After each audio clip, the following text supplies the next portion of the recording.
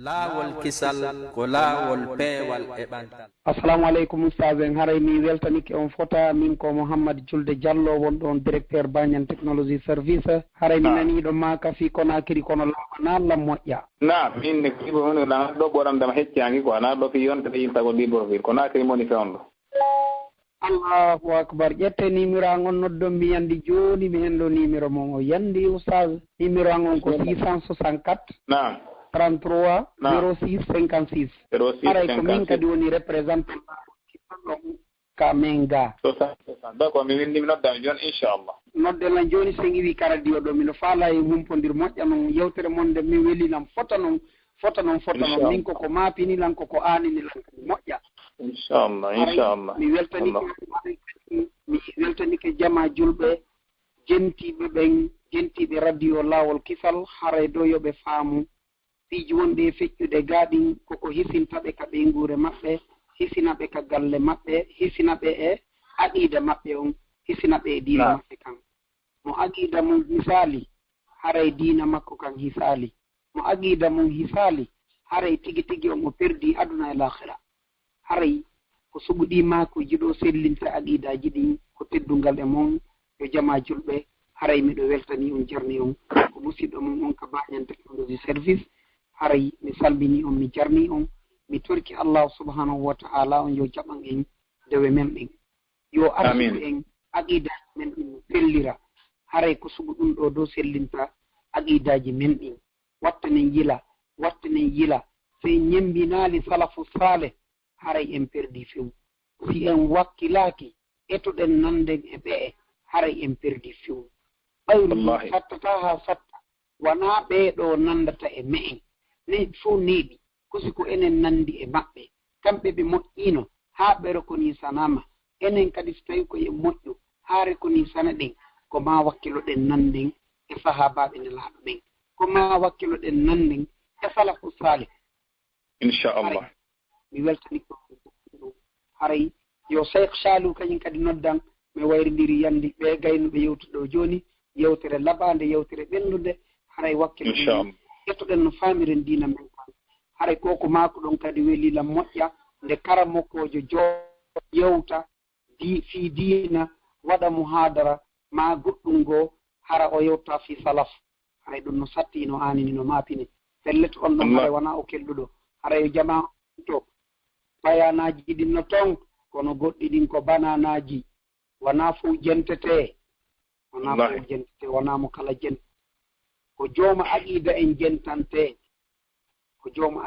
jentante wakkilo ɗen sellinen ɗi aqidaji men hiɗen mari probléme molanaɗo e telemma ɗi aqidaji si ɗi aqidaji sellali haray moƴƴali yo Allah on sellinan e aqidaji men ɗi amin allahumma amin inchallah en ndaara ene fuɗɗo ɓe ranna fi darse fuɗɗoto darsu aqida no tan heɓori wo ɓay tan jiyan noon seere gabon noon mi ndaarani heɓirati ko darsu goto aqida defte aqida mo janngeten ka ɗo inchallah wayta ka dawatu salafiya noon inchallah en yewta fi mum inchallah watani ustad hunde wotere wattano yila e mum mi wolaka anten ɗo jama on fof jento koko mi faala yo yimɓe ɓe waɗu yo jama on référe e docteur Mouhammad Tahir Sénégal ɗo hiɗe reni no ɓe woni e warrude ka télégramme oustaz Mouhammad Makka Mamum no ɓe woni e warrude ka télégramme haray oustaz en onon kadi si tawi ɗon jogii télégramme ɓangina noon jama on ɗo si on jogaki télégramme wakkilo ɗen tinden mi wattana on télégramme mum on ha o moƴƴa hara tigi tigi on makuji mon ɗin e darsuji mon ɗin jama on hendoto kaɓe woni e nder aduna on yandi en torodiri en jeejidiri o réseau spéciaux ji ɗi yo wallu en no humpodirre ɗi yo wallu en no wawiren faamodirde haray eɓɓani oustaz yandi mi jeeji jama juɓɓe jentiɓe fof kala ko karamokojo kelɗuɗo no woni yo créé télégramme o jaabo lande ko o faami kon e wi'aali o jaabo ko o annda kono noon ko o anndi kon yo wallu en aduna o hendo haray ko teddungal e moɗon ko tooli mon e Banyan Technology Service on ko tooli mon ka laawol kisal haray numéro jazakumullahu khairan inchallah hayyakumullah haray mi weltani ko mi jamni on yo Allah subhanahu wa ta'ala yoɓon ko ɓuri moƴƴude ñoɗɗi amin ya rabbi amin jazakumullahu khairan wa iyyakum na'am on jarama ustade en aray joni heɓay batiri on lanni ɗo mi nela ɗo lande kono woɓɓe kadi no ɗo ka ligne joni mi addoro ngal mi nela ɗo seeɗa ustade en sonnajo goo mo landi ɗo landal wonde man wo himo mari nawnare o ƴettay noon lekki o ƴettay 8 heures e midi e 16 heures e kiikiiɗe si woni noon ha e midi o ñaamaali o waawata tenude jooni o alaa waawde noon hoorude wo jooni noon haray himo o etay o woowi etude par ce que ɓe inni ɗen lekkele ɗon o ƴettayɗe e hara ko be continua ɗen ɗon wokono woɓɓe innimo wo naayo etu jooni noon ko honno o gerdata innuɓe naayo etuɓe ko honno ɓe innimo jooni o watta wo ko noon oɗo addiri landal ngal ko simo ɗon no mi landam ko honno ɓen duwa lande ha ko honno watta so ɓe inni naayo ettu hara ko yo hooru mo hoora mo nawni aya ɓuran no jaabi on ɗon déjà tawi neɗɗon no nawni ko yo etu islam ko ɗum wallini ko ɗum tawi anndanɗa hoorema ɓe yitte fatawa ɓe tawi ndima hannde mi yewti islam ko satte ndar no hoyni gonɗon sengo ko ɗum duwa hoynede ka islam hoyni ɗon kono hannde yimɓe ɓuri hoynanayi hoore mum ana islam hoyni idan tawi wonde mante hay anndanɗa hoorema nawna se Allah ni ya taƴu gonɗon sengo hara ha kami faami ɗon min hara mo duwa etude inchallah par ce que ko nawnare o wonde muɗum nawnare nden lekkin ko duwaki duumodade makko oɗo hara koye etu ñallal fe inchallahu kilo wa nisfu an kulli yawmin inchallah allahu taala alam wa sallallahu ala sayyidina muhammad wa sallam naam ok naam miɗitana ɓe ɗo ɓe makateɓe mouhammad ɗo maturɓe email assalamu aleykum aleykum salam ala toon janto alhamdulillah sayno jenti on ɗo assalamu aleykum ustad wa aleykum assalam wa rahmatullahi wa barakatuh bisimillah ari ko fi sunnaje ko won tigi julata ko honno sappo ma sappo e ɗiɗi ɓe inni nder ñallanga tara heɓano feere jullugol ka fana alansara on kala futuro noon so tawi on tigi no wawi jullugol ɗen ɗiɗiije ɗum heeƴe ɗen mi famadi mi finnite andal mo ngal wiɗon sunna ba jullo darɗe ɗiɗi ɓaawo fawo ɓen wi darɗe nayyi ɓaawo fawo e darɗe ɗiɗi ɓaawo onno nam fami joni noon heɓali feere o jinnama ñaɗa noon alaka suudara ko wawi julgol hara ko fana ɗum heeɓi feere julgol mum joni futuro hiiwum haramo ka suudu so wawa julugol ɗen ɗiɗiije ɓaawo futuro on ɗon ha kam mi faami ɗon sunna nu rawa tiɗi wona yoɓitoyteɗe ñaara ko wano takkatal fajiri ɗen ɓaawo fajiri idan nayi aɗo fana walla ɗi aɗo fana ɗiɗo ɓaawo fana ɗiɗi ɓaawo futuro ɗiɗi ɓaawo geeƴen ko sunnaji compagnie de tawi neɗɗo heɓa feere majje mi yaaka ɗe yoɓitoyte aray ɓaawo futuro on o juuroye ɗiɗi sunna ɓaawo futuro on ko wona yoɓitugol sunnaji ɗo waɗeno ko fanade ha kam faami ɗon par ce que dalil ala waɗugol hunde islam o asli makko on ko haɗugol taw fanni neɗɗo heɓa dalil waɗugol o ɗon ko wadde fof ka diina hay sino yamira si a mara dalil muɗum e famal taw ko yo darto ha heɓa dalil al aslu fi din at-tawaqqufu wal manu idan haray no yamira yo neɗɗo juulu ɗiɗi ɓaawo fana aɗa fana walla nayyi ɗiɗi ɓaawo fana ɗiɗi ɓaawo futuro ɗiɗi ɓaawo geeƴe ɗiɗi aɗa suba ɗen woni sunnu rawatib joni noon so tawi ɗe manki est ce que on tigi ɓayde suba no ari dalil wonde man to joɓete ɗon nde mari dalil amma fana eɗan sara mi yiya dalil on neɗɗo mara dalil o daro kaw haaɗi ɗon ha dalil heɓon hara yo accu waɗugol hunde nde heɓana dalil heɓɓugol toon lo ɓiyas inchallah ta haɗen ɗum mi famaɗe yoɓete yo juulo hay rakatal badal maghrib on tun seeɗa haray mo yaafaɗe inchallah par ce que ko ɓeyditare si mankino sallllahu ala sayyidina muhammad wa sallam allahu taala alam naam jarama allah baraji ɗe wa iyakum naam min udditaniɓe numéro mum sakkitori ko 9100 assalamu aleykum wa aleykum salam wa rahmatullahi wa barakatuh usayno jenti on ustad Sayn assalamu aleykum wa aleykum assalam wa barakatuh bisimillah min yawna wallahi on ti weltani ko mourade moƴƴuru surtout si yo bidiya ko mako ɗon ɗon surtout quand même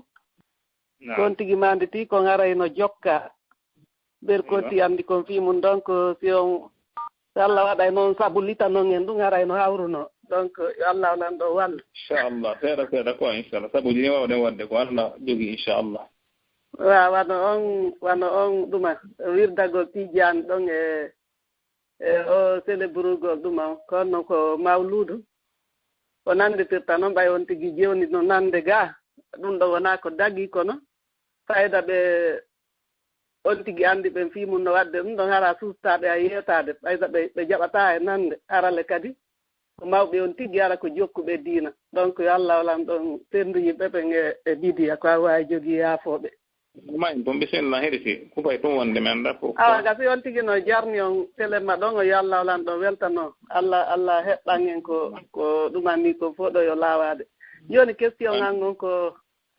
on ko kamaku ɗon ka debi ɗawonandema fenugol ngol woni sama kala woni soobe moƴƴa joni noon siɗa wonde paykoy ni hara paykoy koy no lando piiji joni noon hara a wawata ɗi wadde kono kamɓe ɓe famata si tawi woni hara a nunnaniɓe ɗon hara aɗa andi ka ɓerne ba ala wadde mana ko wawɗa wadde mi faala andude sawara ɗum ɗon kadi no tawa ka fenande toon e puis minen leyɗe kam e wontiri ga meɗen danko golle komi watta meɗen danko nawyuɓe ma ɗum nawnuɓe joni noon noon ɓen noon si nawyi faydara wonti wano boobo ma ɗum hara hakkille ɗen sotti hay si na duuɓi ɗin donc ɓen ɗon kadi on tino yewtida e maɓɓe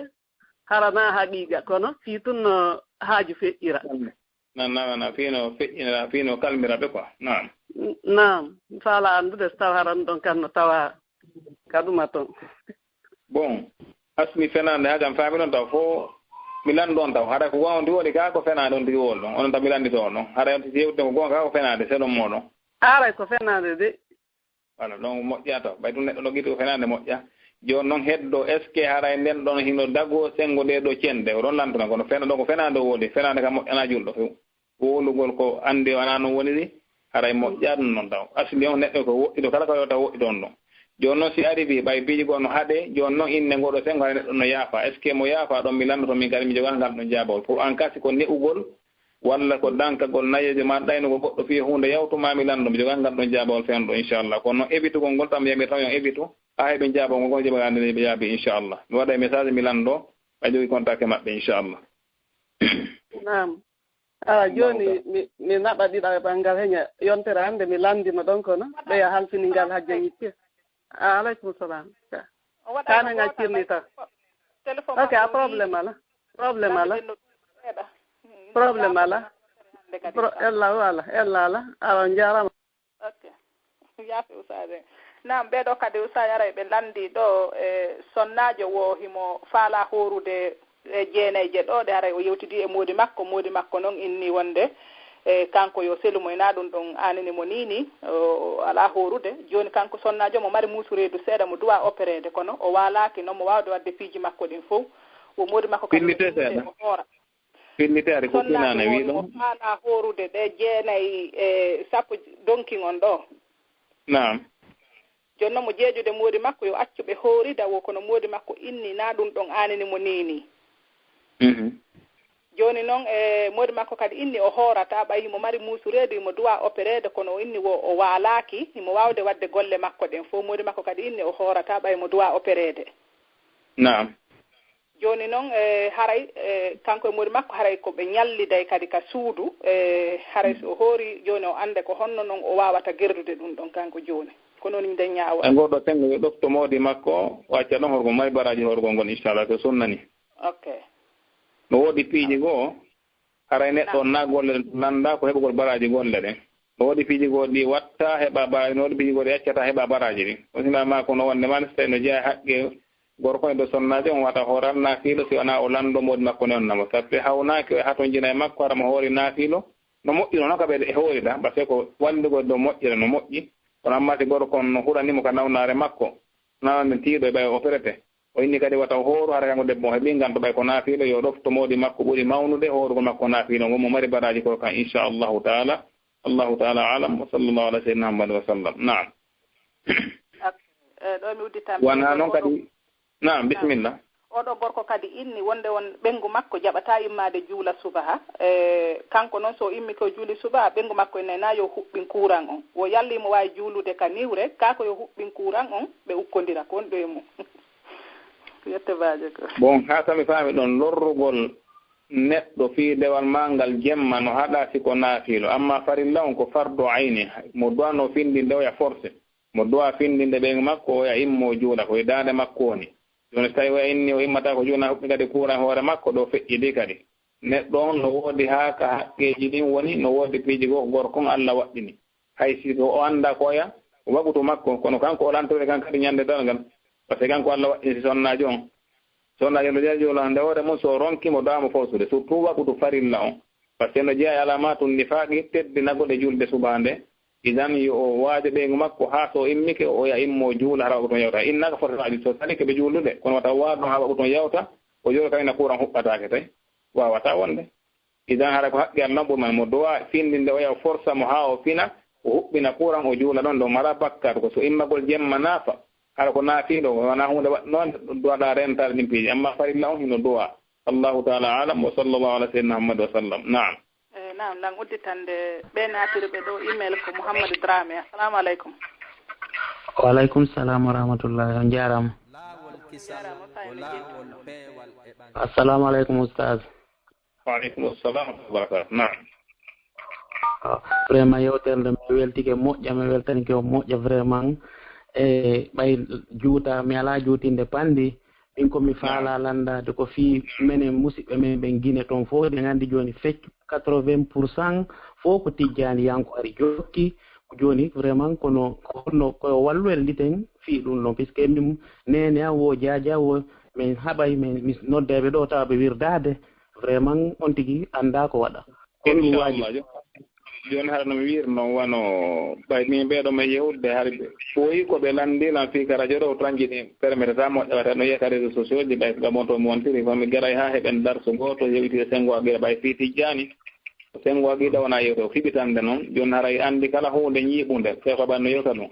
kala hunde ñiiɓunde e nokkure e duuɓi no hata ñimin duuɓi fiyonde sens hannde yimɓe ɓuyno trompa e piiji goo innugol sens e hunde ñiiɓunde ñallala balɗe ɗiɗi wata sensirde noon kala ko hunde tawɗa ñiiɓi e nokkure hitande fayde hatoñi hitande fiyande hunde par ce que na ittitande woni no ka fiɓitande julɓe fiɓitande neɗɗo on mo hooɗi ko noni goonga idan no naami yewta ko jemagande ɓen yewtata ɓe holnan ko ni rewreten hara ɗum ko darsuji watte inchallah mi ɓeeɗo mi ndaara heɓa ñallal gootol waɗantaɓe darsu hasi ko yontere nde walla lewru ndu e nder ɗum yahora e defte aqiida ɗen heɓen no ƴettitiren laawol ngol inchallah seeɗa seeɗa toroɗen Allah ko heddi kon ko wawten ko tindingol ko Allah fewnata inchallah no wonno mi wirnani noon no woodi hannde fewɓe tawa hannde koye ɓuri ɗum ɓe wonno e bonde ko Allah fewnata inchallah neɗɗon tañƴini koye moƴƴe woni hara koye faljere haray ala feƴƴiɗo anilnede inchallah en tañƴini ka moƴƴi e nder darsuji ɗi no waɗi ten no seeɗa seeɗa tan sa inchallah en kono nayi neɗɗon hawju sa hawji tumba en a faami a wawatama par ce que piiji ɗiɗi min ɓen do a faamude no woodi golle an e min e maɗa no woodi golle Allah ɗen golle maɗa e golle ande ko tindingol laɓɓina amma sansugol neɗɗon wona an wonani idan neɗɗo Allah sansata neɗɗon ko ɗum Allah innode man ko ya yottin feññina wama Allah sulla baɗa hono min amma a tawfiqi fewnugol ngol ɗum ko juuɗe Allah woni subhanahu wa taala ko waɗa golle maɗen waɗa mbaji mum toroɗa Allah ka duwaji ma juula Allah jemma toroɗa horandeɗa hunto toroɗa Allah e fewnani maɓe holluɓe gonga waɗa an sabu mon inchallah ɗiɗo ɗi siɓɓodiri ɓe feeway kono aragol tañƴino sansa ñandode ma balɗe ɗiɗi wawata ko boni adda ka ɓuri moƴƴen men kono waɗe e darsuji muɗum seeɗa seeɗa inchallah allahu taala alam sallallahu ala sayyidina Muhammad wa sallam naam o sonnajo ɗo kadi hino landi wonde manna wo moodi makko ko ɓe ɗiɗo kamɓe ko ɓe sonnaɓe ɗiɗo moodi makko mari haray kanko noon himo wonde e moodi makko gaaɗe haray sina makko hino Guinée ka meɗen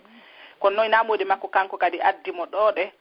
wo kono noon haray moodi makko haray sonnajo wonɗon Afrique haray o jonnantamo dépense o jonnanta ɓiɓɓe ɓen kadi goɗɗum kono naɓay mbuuɗi ha kañum e sonnajo on kono hara o innata yo ƴettuɗon hay mbuuɗu joni noon kanko sonnajo wonɗo ga on o noddi on wonɗo toon o yeetimo joni kan kadi yo ƴantu droitji makko ɗi na yo fankir noon wokono ila wowli ɗum joni ɓerde makko nden no laƴete est ce que konko o waɗi ɗon est ce que ɗum ɗon hino moƴƴi ina moƴƴi ka yamirgol neɗɗo yo hettu haqqe makko o mara bakkar tawi ko laaɓal ɓerde wowlir inchallah tawi moodi makko ala yindulo e haqqeji mum ɗin o andintini o yalanta haqqeji ma ɗin o hultaw toñoɗano hay na ɗum hara hulano anditego mo hara ene wettina no hulno anditego neɗɗo yo hettu haqqe makko o mara bakkar inchallahu taala ala ɗen tañini ko baraji o mare muɗum tawi ko laaɓare ɗo waɗi en tori Allah ko laaɓare ɗo waɗi hara ko baraji o mare mum inchallah allahu taala alam naam mi udditaniɓe ɓe natirɓe ɗo email Ibrahima Diallo assalamu aleykum waaleykum salam on jarama de on jarama usaye no jenti on ɗo alhamdulillah ñaala toon alhamdulillah bisimillah weltanagolo rek fi bayanaji ɗin ɗo hara yo Allah yo ɓon ko ɓuye moƴƴude allahumma amin ya rabbi allahumma amin on jarama jaram yalla yebono jazakumullahu khairan inshallah iyyakum na'am ayo joni mi uditande woɓɓe ɗo so tawi ɗon lanne na'am ɗo noon kaliɗa seeɗa jaafe usaji nani assalamu aleykum ɓe numéro mum sakkitori ko 68 42 assalamu aleykum waleykum salam wa rahmatullahi wa barakatu naala to ustage no jenti on ɗo assalamu aleykum ustage waaleykum assalam wa barakatuh bisimillah allah korom mbaraji allahumma amin wa iyyakunna naam ko fi horugol sunnaje ñande arafa on naam wono par exemple si on tigi lanni ke mawde mum fi horugol ngol naam jaabaki ropon he fuy donc on noon tigi gerdata o jaabaki e fof no wawi hoorde ara o newni a sukoto so ara deƴƴugol neɗɗo no taskore no gara o gara o jaabiki ara o newni inchallah albarka boy naam on jarama allahu taala alam sallallahu ala sayyidina muhammad sallam naam naam ɓe hikkitiɓe ɗon Muhammad Alpha Italie assalamu aleykum waaleykum salam wa rahmatullah on jarama waaleykum assalam bisimillah nam oustad min falno toon lantade hari fi darsuji ɗi mako ɗon waɗa libre bil ɗo ni haray kono leeron tombata men en erop ga ko même heure o minen ko 20 ko même heure o fayda kam min waɗi hannde ko 21h30 heure guine ɗo 22h30 heure moon Europe par ce que enen Europe e Gabon ko heure goto jogui Libreville 22h30 fuɗɗo to hay 23h30 d'accord inchallah andi nayi mi ha janngo ne jogui ɓuyno ndaade ka réseaux sociaux ji fika wona yewtata fi ceerle ɗon ko noon e wadde ɗe o windi imam Ousmane Ba Gabon ɗon ano ka Facebook inchallah mone wadde ko ɗimmo continue fen ɗo tami dijene min jogui sa mulakkaso fika sengo cergal wona fe on ɗo probléme ji no heewi kadi dewle